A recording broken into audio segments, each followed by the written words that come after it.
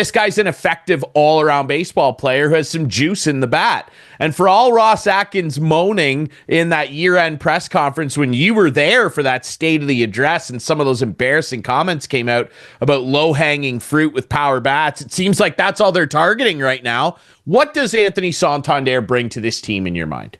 Yeah, I love the fact I asked that question too about power and does this team I need some know power? you They just did. said it was a low hanging fruit, and it's like we're just using it all season long because it's just too comical that a GM would actually say that about a team that had its lowest run output since 1997. It's still one of the great punchlines of Ross Atkins' career, which is saying something. Santander, yeah, okay, like everybody else, they have to overpay a little bit, whether it's term or whether it's dollar. That's just almost understood the way this team has to go about business. I like it. I like the signing. I mean, obviously he has some flaws. He's not a big on base machine. I don't think he's a great base runner.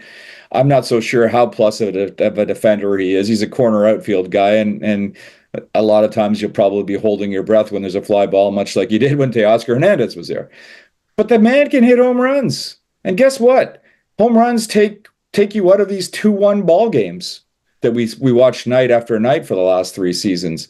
And when you put him in the lineup either before or after Vlad Guerrero Jr., I suspect after, all of a sudden you've got a 1-2 punch, and these guys, just the two of them can change a ball game. We had him on a Zoom video conference the other day, and he talked about his how much he loved the Rogers Center, which, I mean, any new guy's going to say that, but he has hit for power in Toronto. He knows the ballparks of the American League East. He said he liked the sight lines, and he's going to hit a bunch of them. If he hits 30, like you suggested, that's anything above 30 is a bonus, right?